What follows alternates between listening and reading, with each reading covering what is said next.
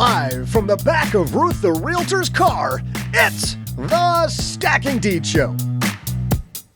I'm Ruth's neighbor and part-time mechanic, Neighbor Doug, and welcome to a ride through the wonderful world of real estate investing.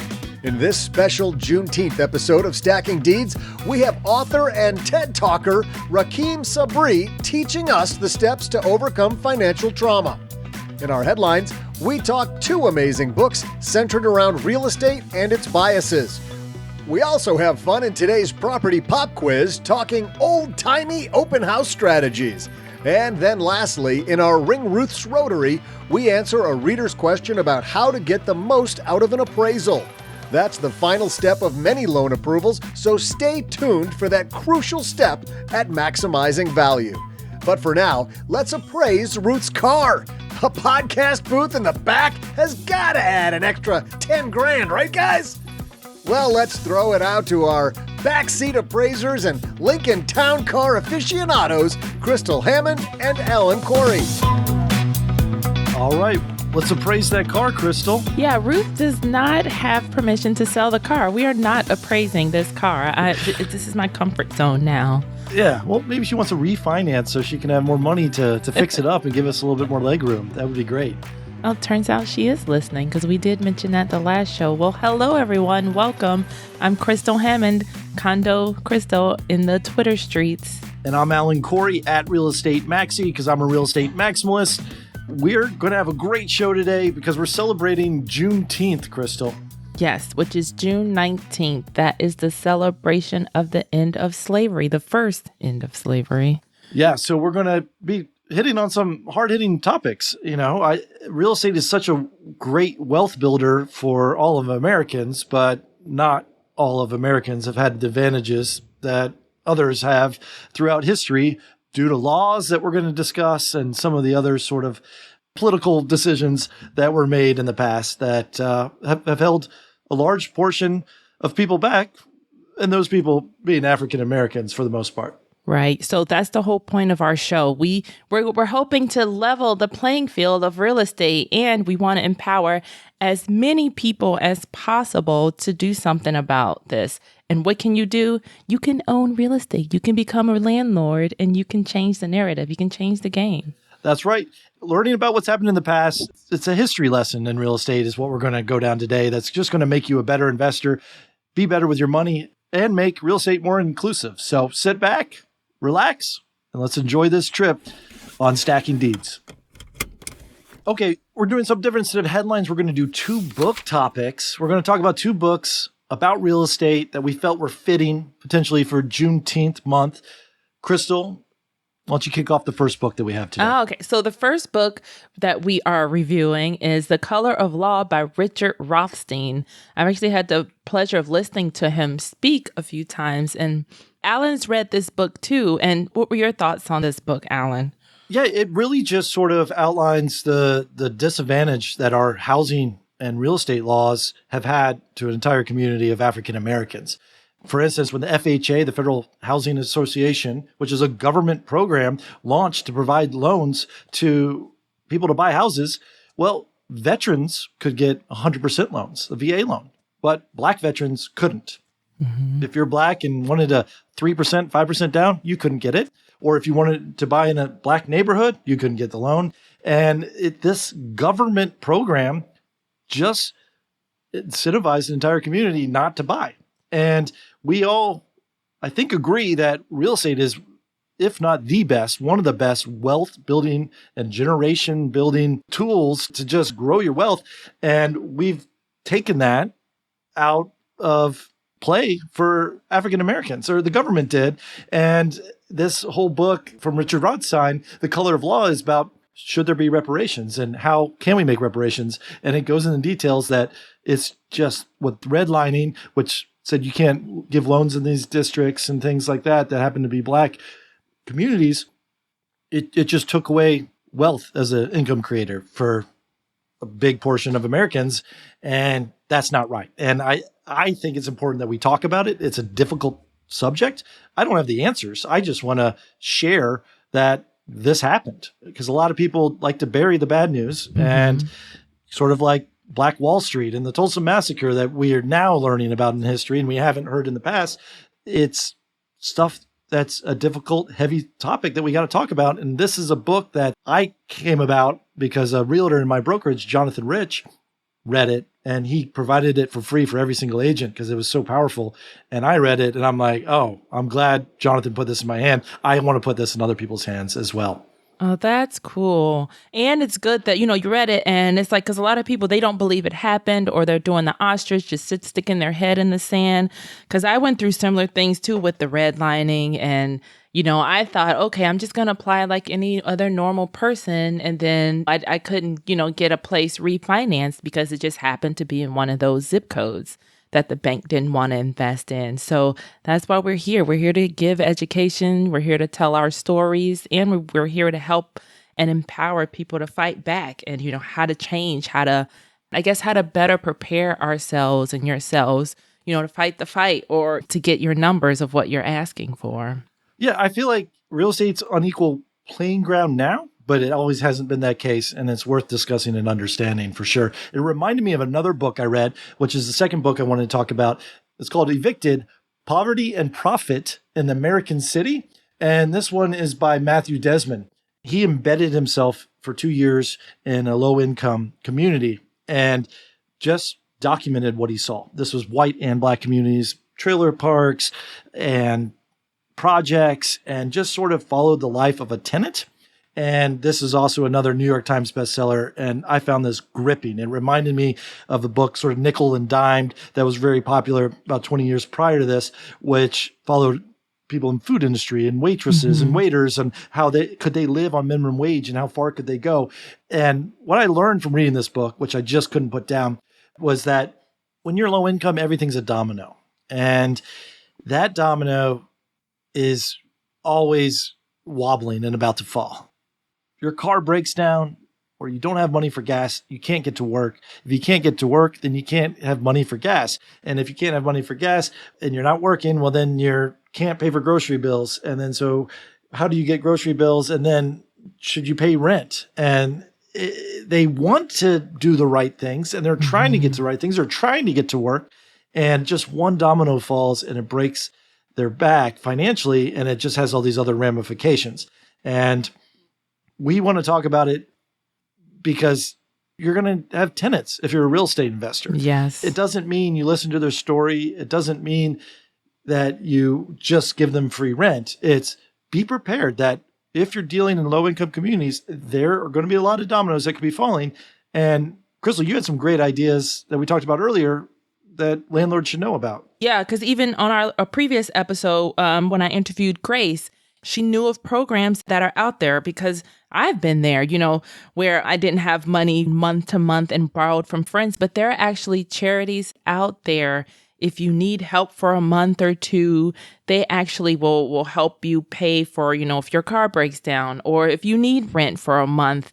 There are definitely, and that's our job as landlords too. If we're going to be renting in certain areas or if we want to provide affordable housing, just know that there are programs out there because we want you to have as little headaches as possible, and it's not going to be easy. So if you have a tenant that's having issues with paying rent on time, make sure they know about programs that are out there to help them with things like that.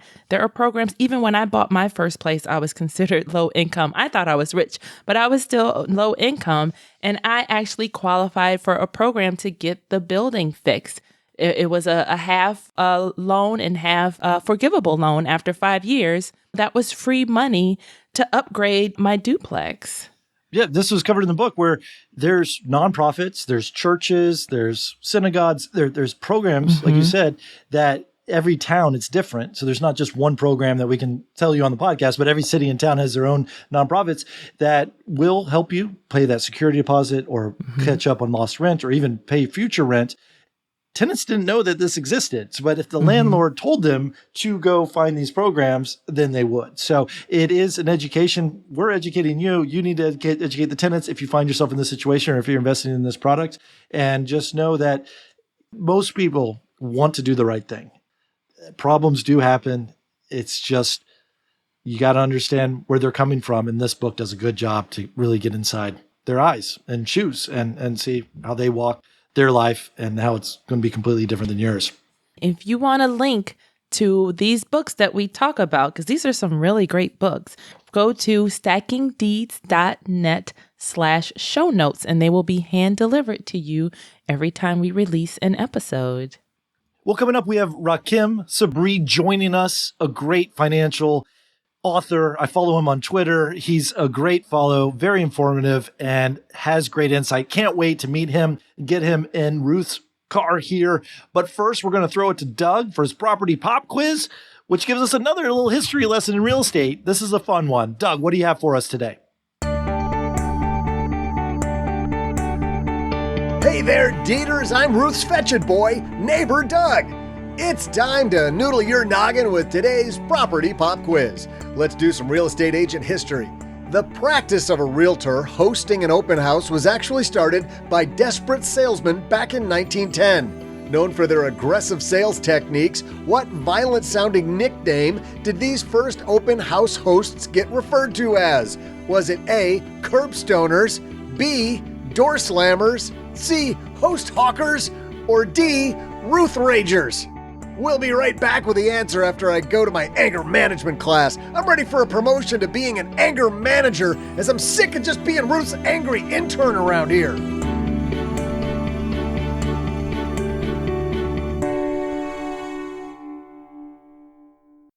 Have you struggled with an insurance company that doesn't understand the challenges of being a landlord? And also, did you know that traditional homeowners insurance will not protect you in the event of a claim if you're renting out your house to tenants? That's why we've partnered with America's best-rated landlord insurance provider, Steadily. Steadily offers you the most comprehensive and hand-picked insurance. Their team of experts understands the rental market inside and out, and they know what it takes to safeguard your investments, minimize risk, and maximize your peace of mind. You will sleep easy knowing that you and your investments are protected. Head on over to stackingdeeds.steadilypartner.com and get your insurance quote today. Hey there, Deeters. I'm back. And let's just say my anger management class was very eye-opening, mainly because the black eye I give myself is finally healed. Let's get back to the trivia question. In 1910, real estate hustlers would rush to put their sign in front of any house for sale, forcing the homeowner to reluctantly pick one person to represent their home. This practice earned these over-eager agents which unsurprising nickname? Was it A, curbstoners, B, door slammers, C, host hawkers, or D, Ruth ragers? The answer is because the selected agent would not want to leave the home nor leave their for sale sign unattended for fear it would be replaced. They would immediately host a 12-hour open house to try to close a sale that day. This practice of sitting outside on the street from 9 a.m. to 9 p.m. waiting for prospective buyers to arrive led to the nickname of these hustlers to be called A, curbstoners, and it eventually led to the creation of licensing agreements between home sellers and agents to curb this practice in the future. Anyway, let's get back to the show where we have Crystal Allen and today's quick-thinking mover and shaker, personal finance author Rahkim Sabree. Ruth, can you pull over? I see my friend Rahkim. Hey, Rahkim, I know this is weird. I'm in a car, but we have a full podcast recording studio. Would you like to come in and chat for a second? Absolutely. For you guys that don't know, so this is my friend Rahkim Sabree. He's an author, he's a public speaker, he's a financial coach, and a columnist for Ford. So his main focus is your money and mental health. So he talks about overcoming financial trauma, and he's going to help us shift our mindsets into feeling financially empowered. So welcome to the backseat of Ruth's ride. Thank you. Thank you. So what I wanted to chat about today, how do we even know we have financial trauma? And then how do we overcome our financial traumas? Yeah, great question. Financial trauma as a part of the broader financial psychology and financial therapy communities, is a relatively new term that is gaining in popularity. So there are different definitions that people have when they define financial trauma, but I have a definition that I use, and that is any instance observed or experienced that has a negative impact on the way that you view, interact with, or believe about money. And so that creates quite the spectrum for experiences to exist and really ways to approach acknowledging and overcoming those traumas. I also talk about financial trauma in a very unique way, I think. I haven't heard anybody else talk about it the way I talk about it, and that is as a part of a larger generational trauma that many Black Americans experience or have experienced. And there's research that points to trauma being passed down through our DNA, believe it or not. Oh, wow. And so when we look at trauma from a financial perspective through that lens, particularly with the unique struggles that Black Americans have experienced in the United States, it really kind of creates this whole new world and whole new approach to addressing and identifying financial trauma. So I think the first step, as an answer to your question, is having these conversations, right? Normalizing discussions around the impact of our traumas on our relationship with money. And then moving beyond that to start to figure out a plan for not allowing these traumas to continue to influence us, whether they be things that we acknowledge or don't acknowledge. And I often talk about the 3E framework as my approach to kind of helping people move past that limbo, if you will, that trauma keeps us in. And that 3E framework is exposure, education, and execution. I would have never known that it was ingrained. Like it could have been passed down, like not only from what we see, what we've been exposed to, but also that it could be in our DNA. Like that is a very interesting thing. And it's also something a lot of people don't really talk about is money. Like that's like one of the most taboo conversations. But going into your 3Es, exposure, education, and execution. So how do we begin in the exposure part? Yes. Again, going back to the way that we identify trauma, right? It could be something that we kind of picked up, right? That we observed somebody else do or say. It could be something that we experienced firsthand. And so the other end to that, or the other side of the coin, if you will, to that is realizing that another way exists. Mm-hmm. So I like to use my own experiences to illustrate this point. I talk about growing up in New York. My mom had Section 8, my mom had food stamps, and we lived in an apartment. And I thought, when I become an adult, I'm going to go out and I'm going to go get an apartment with Section 8 and food stamps. And so the exposure piece for me was getting around people who were homeowners, who were within, my age range, give or take 5 years, who had done this thing, right? They were living as independent adults, making money and owning real estate. And I'm like, hold on a second, like, this is something that's possible. And so the exposure piece is simply acknowledging that something exists or that there is another way.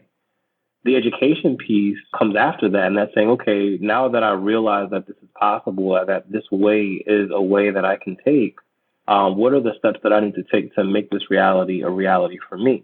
And so going through that same example, I had to learn, what's involved in owning a home. Why do I want to own a home, first off, but what's involved in owning a home? Like, what do I need to do from a credit perspective? What do I need from an income perspective? What do I need from a down payment perspective? What are the programs available? Who are the professionals that I need to talk to and connect with? What are the prices of homes in the area that I was at, geographically? And then the execution piece, which is the hardest part, is actually like taking action, right? Right. So I tell this story pretty intimately in that, I got to a point where I had the education, right? I had the exposure, I had the income, I had the credit, I had the down payment, I had the professionals, I was pre-qualified. And suddenly I started exploring the what if scenarios that almost kind of deterred me from making the purchase, right? What if I need to replace the roof, or I need to replace the water heater, or, all of these what ifs, because I was worried about being in a situation where, not focused on the acquisition of this real estate or the accomplishment of this goal, but worried about having that taken away from me. And that came from a place of trauma, right? That came from a place of not having it before and not having examples of success stories that I can point to intimately within, my own family to say, hey, like, if there was a situation where I needed to have a roof replaced, do I have the money to cover that? Or can I reach out to somebody that has the money to cover that? And I didn't feel like I did at that time. So community was hugely important in the execution phase to remind me of, first of all, my safety, right? Like, you are safe financially, physically, you have an income, you have credit, like, you're in a good place to make this purchase. You're not living life in the version of you that you might be reverting to based off of this trauma. And certainly I didn't have the vocabulary to describe financial trauma at the time. But when I look at working with clients, I use that same framework to kind of help them realize, first off, we have to come current, right? Like, we are safe. We're having a conversation right now. Like, you're good. But then helping to separate them from that past, that reality, or maybe that present moment, right? Maybe they're experiencing financial trauma right now, and helping them to realize, like, in this moment, do you have a place to live? Do you have food? Are you able to, keep your lights on? Okay. Now, how do we create a plan for moving forward? Acknowledging that trauma as maybe a motivating factor to do or not to do, and then talking through that situation so that they can make the best decisions for themselves financially. I like that. And plus, I feel like when you plan for the what ifs, that also makes your journey a lot smoother, I would say. Like, as long as you have like the education piece, the plan piece, I feel like there's no stopping you. Yeah, I agree with you to the extent that a lot of people don't know what they don't know. And so certainly that was the case for me, right? I knew that I needed a down payment. I knew that I needed credit of, a certain score. But beyond that, I didn't really know about the hidden expenses involved with acquiring real estate, right? Having to hire the appraiser, having to hire the inspector, the conversations from a negotiation perspective across the table. And then once you get into the property, it's like, well, now I have to fill up all of this space with furniture, right? So I didn't anticipate all of those things. And I didn't have anybody to really say, like, okay, after you get the house, then what? Like, what do you do then? Next. And certainly it was a huge change in the way that my income was directed, right? So it's like, okay, now I have this mortgage. I went from throwing my mom a couple $100s to help out where we were living to now having this whole mortgage that I'm responsible for, in addition to what other expenses. So planning is important, yes, but I think some people just don't have the full picture. And because they don't have the full picture, that planning could fall short because they just didn't know what was coming down the pike. See, and that's why we have conversations like this to help with the education and the planning, because you do. Like Rahkim, we have a big community of financial planners and coaches that are here to tell you, listen, this is what I paid for A to Z. These are the surprises that came up during my closing process. I know South Side of Chicago. And when I bought my first place, I actually found out, because I was considered low income at the time, hey, they have programs for you to get stuff fixed. It's like, oh, thank you. Had I not, had people in the community or people around me that knew that, someone actually told me that.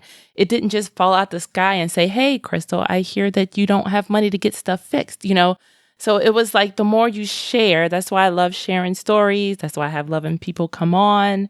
Because we share the problems we have, and then we solve also the solutions to all of these problems.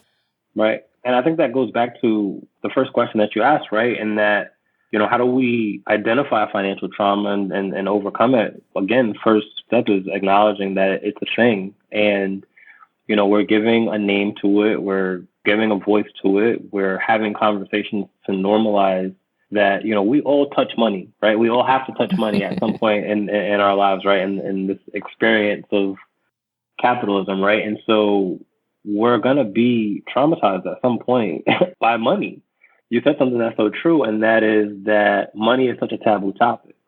Mm-hmm. And then when you layer that conversation with race, which is also a taboo topic, and you layer that conversation with mental health, which is also a taboo topic. Hugely. I sit at the intersection of these individually taboo topics and talking about them all at the same time. And for some people, it creates a discomfort.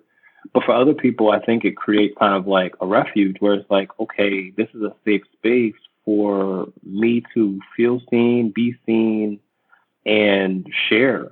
And that's the goal, right? For me, anyway, it's to normalize conversations that eliminate guilt, that eliminate shame, that normalize these very human experiences that we all have so that we can share in moving beyond that as a community.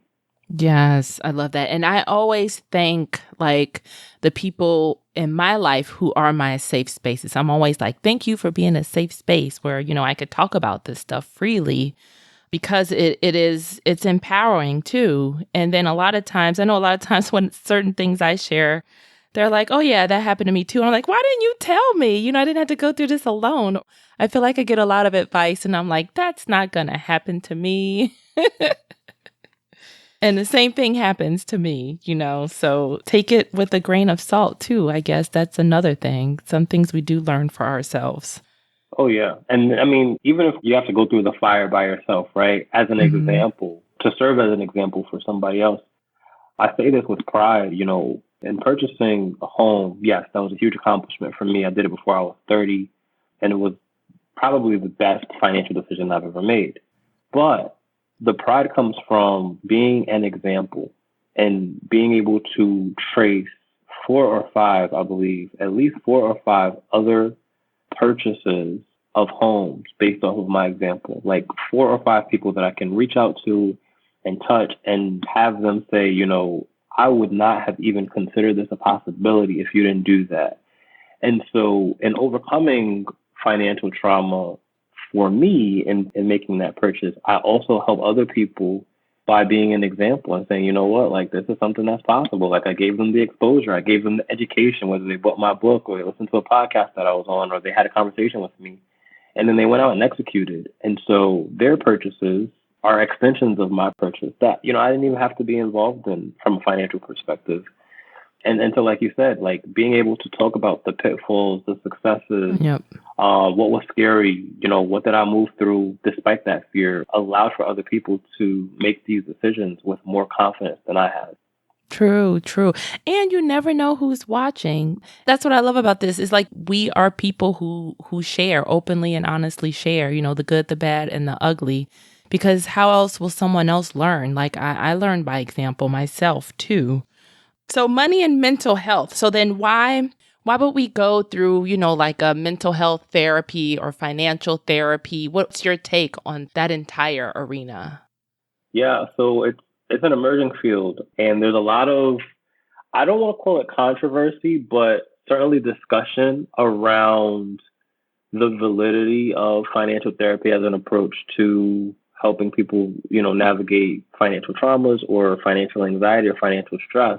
But as these topics are becoming more socialized in the media and, through financial education channels, even up to the CFP, right? Like the certified financial planners have to take an aspect of financial psychology to understand, like connecting with their clients. These things are here to stay, like they're not going anywhere. My background is in banking. I started working in banking in 2011. I was in banking for a decade before I decided to pursue entrepreneurship. And then even in making that jump, I didn't know what financial therapy was. When I gained the vocabulary and started interfacing with these communities of financial psychologists and financial therapists and financial counselors, and recognizing not only that there is research and communities that support work or feelings or thoughts or experiences that I've had intuitively, but that I could be a voice to amplify some of that work in this financial education space where so much is said about the formulaic approach to building wealth, right? The 1 + 1 = 2. You should have a budget. You should save. You should build credit. You should invest in the stock market. You should buy real estate. But not a lot of conversations being had around, well, how does money make you feel? And what does the pursuit of money do to you from a mental health perspective? Is it creating anxiety for you? Is it driven by fear or is it driven by guilt? What is the role or the position that you play in your family as a source of financial support? What does that impact look like? And, these mental or psychological impacts that money has on us can then manifest very physically. When you talk about things like retail therapy, or you talk about things like hoarding, financial hoarding, right? Where people are saving in excess because they are worried about one day the money just all being gone. Like, those are things that are triggered by earlier traumas or earlier experiences where, you've decided in your mind, well, I don't want to experience that again. And so when we focus on things like scarcity versus abundance, it doesn't matter how much money you make or how much money you have. If your mind is still in that place, then you're going to just have more expensive bad habits. And we see that with celebrities. We see that with athletes. We see that with high income earners. I came across a statistic recently around the percentage of people who are making over six figures living paycheck to paycheck. Yeah, that's a big one. And so we can point the finger and say, well, they just have bad money management. But when we, pull some layers back and start to kind of assess, well, why do they have bad money management? What is the reason that, they're able to command this significant income and still be on, this hamster wheel cycle? And we look at what is normalized in our society as far as consumerism and, living above your means and, the debt and, all of these different things that we interface with. It's more than just, pointing the finger and saying, oh, this person is making bad choices. It's looking at, well, why are these choices being made? And I think more than why are these choices being made, do people know better? And I'll probably get in trouble for making this statement, but there's a lot of weight placed on this concept of financial literacy being the solution, right? The magic bullet to solving these problems. And there are a lot of financially literate people who still make financially irresponsible decisions. And it's not because they don't know better. When you really kind of look at it from a psychological perspective, it could be because they're operating in a state that makes them feel like they're threatened, right? Their brain doesn't have the ability to distinguish between the perceived threat of whatever it is that they're operating in and an actual threat. They're operating from a place of survival more so than they are from a place of rational thought. And that's why I think financial therapy is so important, and financial counseling is so important, and financial psychology is so important, because we get to then name names around, what are these influences, or, what's triggering this reaction. And I say these different disciplines in the same breath, but they are all very different. But the thing that they all have in common is that they take into account what's happening behind the scenes, right? What's happening outside of the mask that's influencing your behavior, your mood, your beliefs, how you interact with money, and certainly, how we call financial trauma. I like that, stepping outside the numbers to really, really dig in deep into the why. Like, not just the why, but what are the triggers? It's really good insight. Thank you. Well, where can people find more? This has been a great conversation. So Ruth just kicks us out at random places. We don't question it. We just go with the flow. So thanks for joining us today, Rahkim. So where can people go to find you and to learn more, to hear more from you? Yeah, so all of my social media is at Rahkim Sabree. My website is rahkimsabree.com. I have a weekly newsletter on Substack at rahkimsabree.substack.com. It's called Overcoming Financial Trauma. Definitely check it out. Yes. There are free and premium options for that. Go to Forbes.com and type in Rahkim Sabree, and you can pull up some of the articles that I've written. I've been writing for Forbes since April, and I've been doing about 5 articles a month. So that's roughly an article a week. So there's about 10 articles sitting there now, and I don't have any intentions on slowing down. My swim lane is exactly what I shared earlier, the intersection of wealth, mental health, and race. So you'll find some more heavy topics, you'll find some more light topics, but I try to deliver quality every time I write for Forbes or anytime I write, period. Oh, yeah. They won't publish you if you don't write quality. Yeah. And then I have a book, Financially Irresponsible, that I published in 2019 and recently got some feedback that I don't talk about it enough. So here I am talking about it. Financially Irresponsible, that is available on Amazon. And then I offer financial coaching with, the approaches that I described in this conversation, right? Using financial therapy, using financial counseling as an approach to coaching to really help people align where they are mentally, emotionally, and in terms of their goals and their values with financial outcomes. So anybody interested in working with me one-on-one can definitely check out my website, or they can reach out to me via social and send me a DM. Yes, thank you. And that's RAHKIM SABREE, just so you guys spell it right. Yeah, thank you. You're welcome. Well, thank you for joining us. Take care. What a great chat with Rahkim. So the thing that stood out for me were his 3 E's, the exposure, education, and execution. Those are all true for me because for the exposure, it was seeing other people do it. Like, that's how I learn. Like, I need to see someone else do something and then I can, repeat it or, make it my own and do things my way. Yeah, it's watching a movie and saying, wow, someone that looks like me is doing that. I can do that too, right? Or a president that's black and it's like, oh, black, icons are now presidents instead of everyone's a white face in the history books. And to me, exposure is very important. It just gives you that idea. It's so hard. Like Jackie Robinson of baseball, like that first person, I can't imagine the weight on their shoulders to just achieve this and be the first of your community to reach heights. It's not whether it's Asian, black, gay, straight, trans, all that.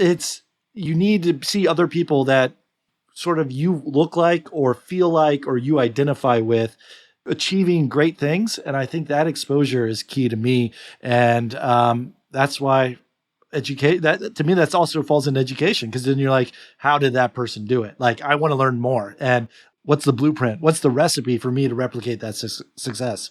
And we're here to help provide you with some of that education. And then execution, it's up to you. That's the next step. Yeah, definitely read Rahkim's articles. We'll put them in the show notes. He also has a TEDx talk that he did that we'll link to as well. That's at stackingdeeds.net/show notes. Yeah, and I hear the phone ringing. That's right. The phone's ringing, which is today's last segment, Ring Roost Rotary. What do we have in store today, Crystal? Today we have a TikTok from Morgan Ray Strategies. Let's give it a listen. This tip literally saves me about $100 on my monthly mortgage payment, and I almost didn't know about it. And it's removing your PMI. So PMI is private mortgage insurance. Basically, if you don't have 20% down, you have to pay PMI every month. And basically, how you fix that is getting to that 20% mark, right? Which takes time, especially depending on what you put down on your home. So how I was able to get that removed from my mortgage insurance was at the 2-year mark of me living here, I was able to request an appraisal, and they were able to come to my home and prove the property value increased. And with that, the numbers crunched out of me owning 20% more in equity. I was able to get it removed. So like I said, if I didn't know about this, I would have never asked for it and I would have still been paying PMI. So just something to keep in mind when you own your own home. What a great tip. Well, Alan, first, can you explain what PMI is to our listeners? Yeah, well, what Morgan Ray here is explaining is that most people don't have the privilege of putting 20% down when they buy a house. If you do have that, you can avoid private mortgage insurance. And what that is just an extra fee that's thrown onto your loan. It's like a quarter point or so of the loan balance that says you're a little bit riskier because you didn't put 20% down. So we're going to charge you more money, which obviously makes it even more riskier because you're charging more money to someone who doesn't have money, but that's besides the point. However, what's typically built into the loan is that once you do have 20% equity, of that property, then they will remove that PMI and say, oh, you're no longer a risk because you have at least 20% equity in this property. Equity being the difference between what it's worth and what you owe. So 2 years goes by. When you buy a property, you put less than 20% down, you're paying these fees. A house could increase in value because of nothing you've done, just market whims, and your city's gotten really hot. And that could be the needle that does it. You just have to call your bank and say, hey, I want to try to remove PMI. They may send you an appraiser for free, but typically it'll be about $350 to $500 for them to send an appraiser out to say, what is your house value worth now? Another option would be you make a lump sum payment to help get you over that hump to get 20%, or you put some sweat equity into the home. You renovate it so that it's actually worth more and it appraises for more. All these are 3 great ways to just try your hand at removing this PMI payment that is annoying and it's a pest, but it's also sort of a goal that when you have 20% equity, just know that you can get rid of it. Those are great tips. I would have never thought about that. Who would think? Even if you paint or fix some things that you wanted to fix, because remember, a lot of times when you're buying these homes, we want you buying homes that you do want to put sweat equity in, because that means you got it at a lower price or a better price, because you know what it takes to get it, back to above market. So yeah, request another appraisal. I would have never thought of that. It's worth repeating. I know this has been a heavy episode and we're talking about Juneteenth, but there's multiple data, multiple articles, multiple anecdotes of Black families not getting a good appraisal until they whiten up their home. They remove African artifacts. They remove family photos. And then they send out another appraiser who thinks a white family lives there and it gets appraised higher.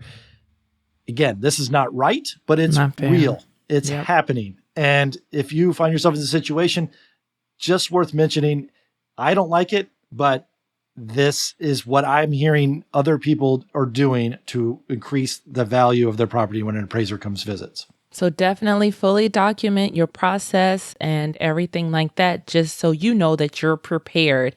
And isn't it possible too, when the appraiser comes, can't you, help them with comps in the area? You can do your own research and talk to the appraiser about, hey, these are the numbers in the neighborhood, and I'm just helping you do your job. Yeah, there's no harm done in that scenario. Mostly appraisers are going to have access to everything that was publicly sold. So if you have knowledge of something that was off market, sharing that is key, especially if it's a high appraisal point. That'll help you, improve the value of your home. Now, if an appraiser comes out and it doesn't appraise at the number you want and you don't have 20%, that's fine. You just carry on with your life and you try again. You can try again as many times as you want. 6 months in the future, a year in the future, just you're going to be responsible for that $350 to $500 hit sending the appraiser out each time. Just be aware of that. Cool. But it wouldn't hurt to just have a realtor come over and give you their ballpark opinion if you really have no idea what your house is worth. I don't give much credence to the Zillow's estimate that you probably look at every day to determine what your home's worth, because the CEO of Zillow at one point, Spencer Radcliffe, sold his house for $500,000 less than the Zillow said it was worth. So if the CEO can't get his own house right, I don't think it's going to get your house right either. So don't really pay attention to that Zillow's estimate. I also want to throw that out there.